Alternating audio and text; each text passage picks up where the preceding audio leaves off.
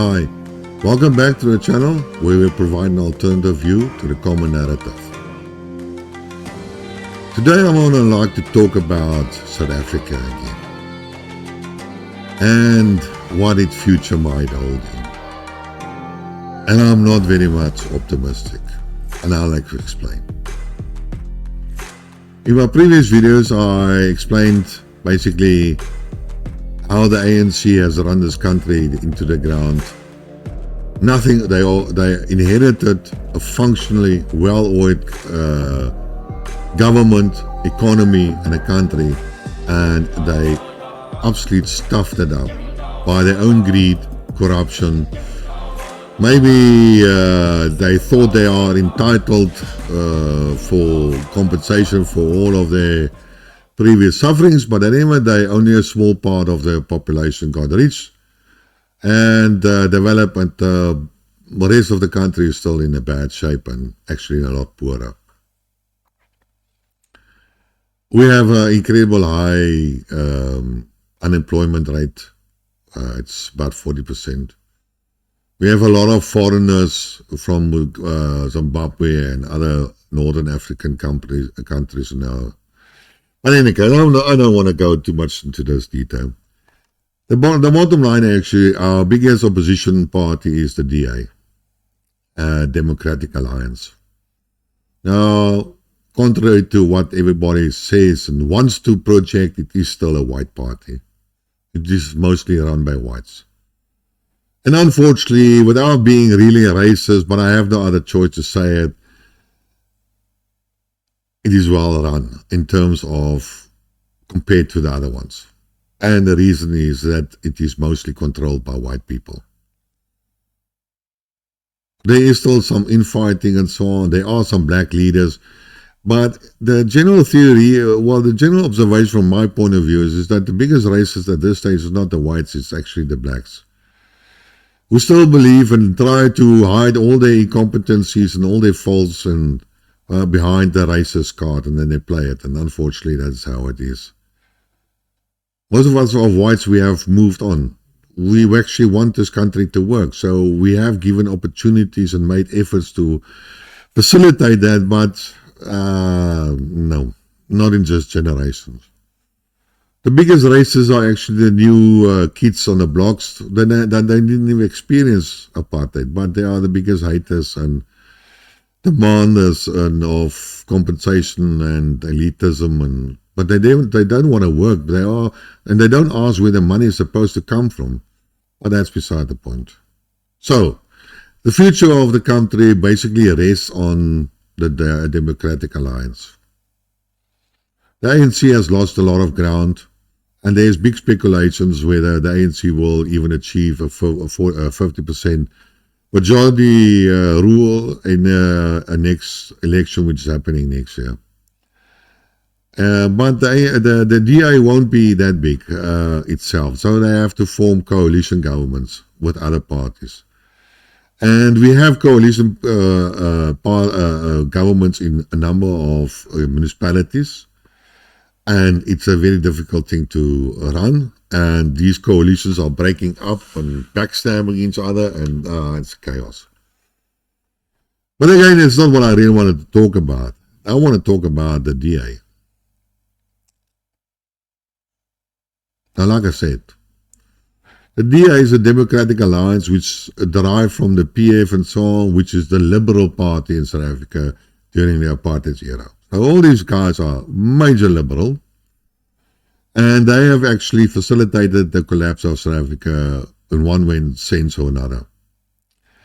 But they do manage the municipalities that they run well, so it's not degrading as it should, as it is in other sections that are run by the ANC.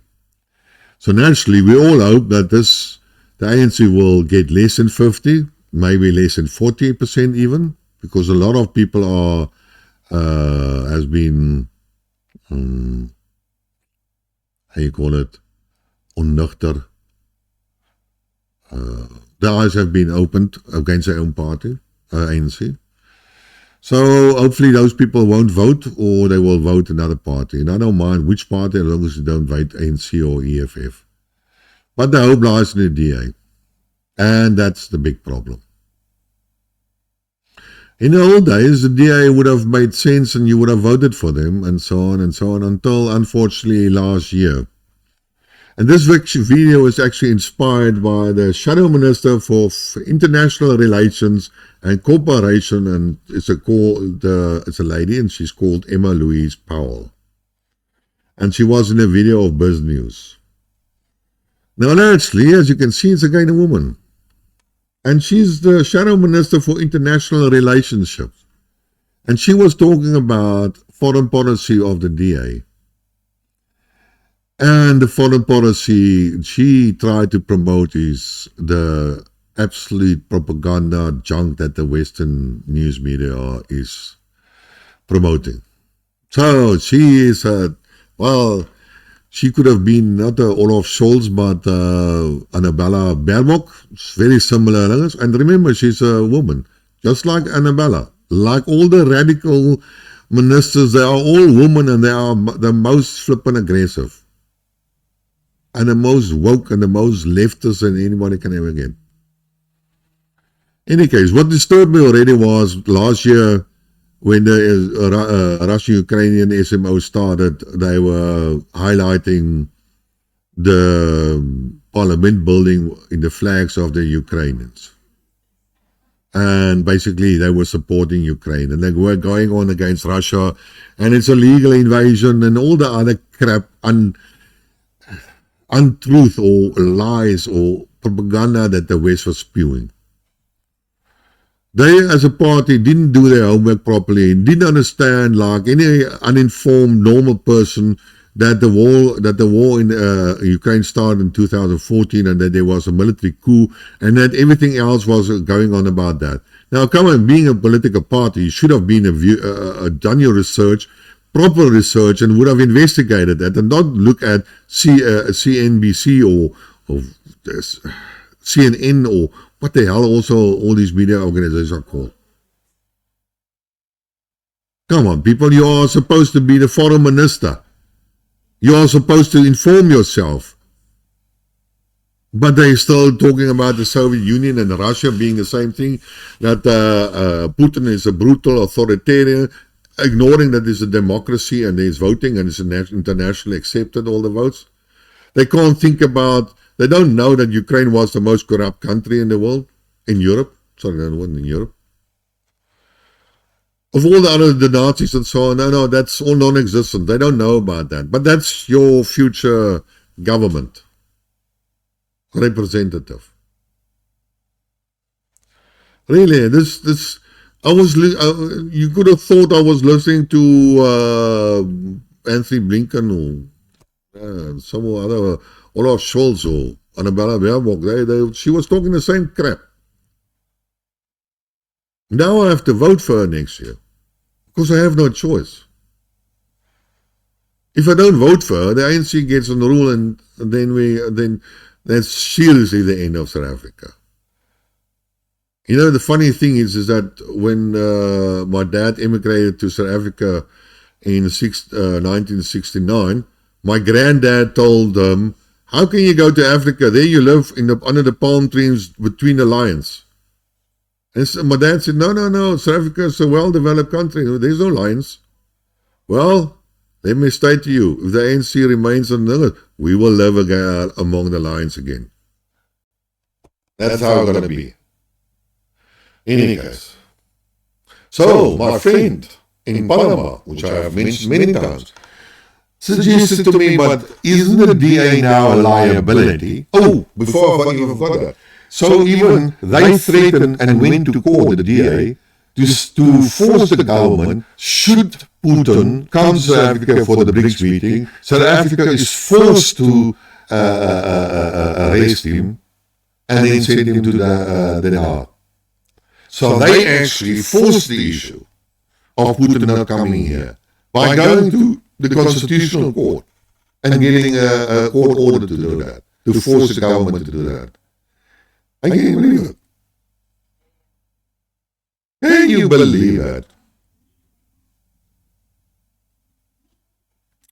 So anyway, guys, we all know Putin didn't come. BRICS happened, no problem. So there we go. In any case, so coming back to the story. So now I've got to vote for them next year. But they are against the BRICS. They are against China and Russia. They believe, they live still in the apartheid era where we had the Roy Gevaar, the red thread of communism that is going to engulf South Africa. They are living, but now you must remember, these are the liberals, the people that were against apartheid. And now they are flipping a feeling of the old Soviet Union and the communist China. They don't see that there's a new world. They don't recognize the new South. They don't understand how the world is changing. They still want to go back to the American, living under American, because America and Europe is so good for us. And not understanding that we have been colonized financially. Has anybody ever asked yourself, why does any American company invest in South Africa or in any other country? Because they are actually withdrawing wealth out of that country, because they cannot do it effectively in their own country. So they come to our country, make use of our cheap labor, cheap resources, cheap tax laws, and with all our infrastructure, and then they take their profits and they exploit it to their country of origin. That's the only reason why people invest in other countries. There's no philanthropic intentions beneath that. So any American company in South Africa is nothing but a parasite on a South African economy. If you look at it barely, there's always other circumstances you can hide and you can argue a little bit about. But when it comes to the bare bone facts, that is what they are, parasites.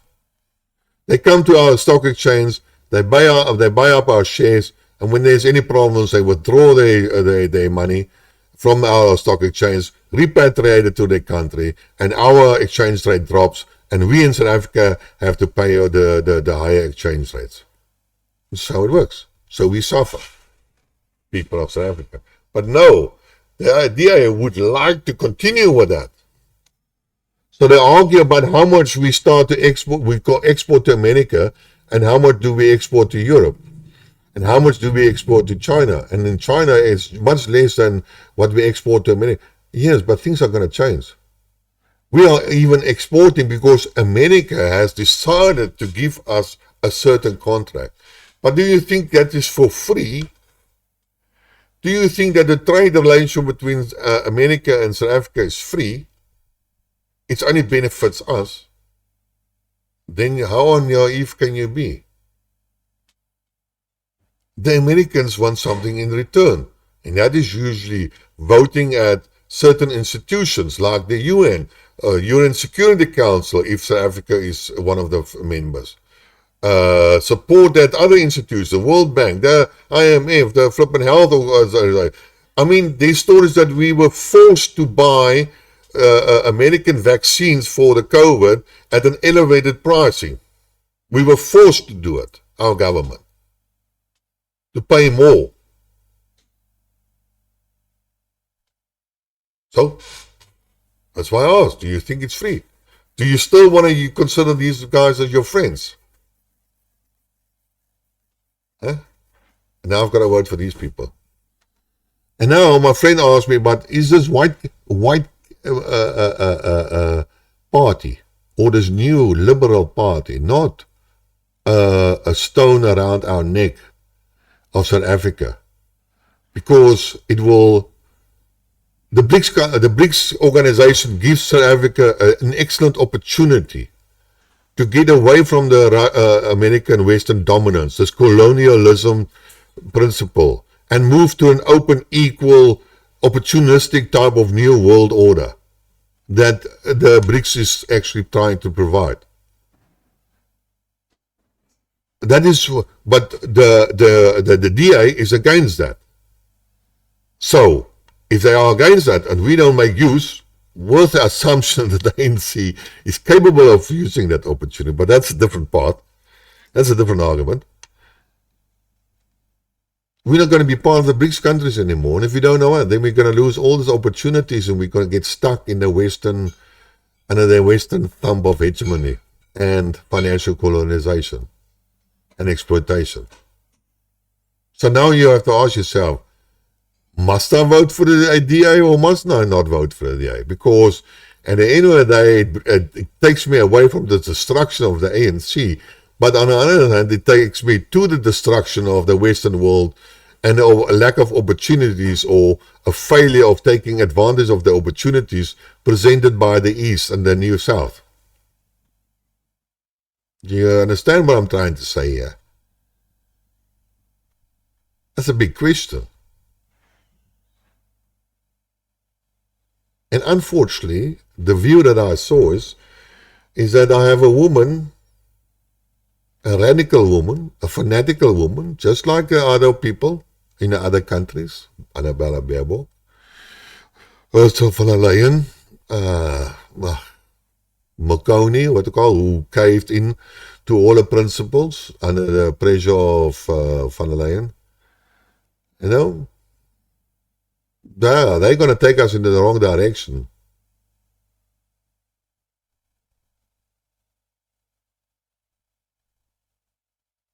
They're going to take us back into the Stone Age. They're really going to destroy South Africa. Instead of complaining about the balance of payments and export, maybe they should actually encourage more export to the East. Not only raw materials, but also manufacture, because we have certain technologies. Not to China, but there are other currencies. I mean, some of my business goes for the building of motor industry plants. I don't do it, but my clients do it. And Russia basically has to convert all the Volkswagen son has left that country. So there's huge opportunities for South African company, this type of company, to go and find work in Russia in the automotive industry plant building. Why not? But that opportunity is not being used. My client is not using it in any case. But the point here is that there are similar opportunities. Oh, yes, our military training with the Russians and China's here a couple of months back, that was, bad. My God, we only had a supply ship there. None of our other vessels are working. They're all in the harbor. We have 3 submarines, none of them are working. Yeah. In any case, so the big question still remains. We will see what will happen. I don't know what I'm going to do. So, that's my story for today then. Until next time, cheers.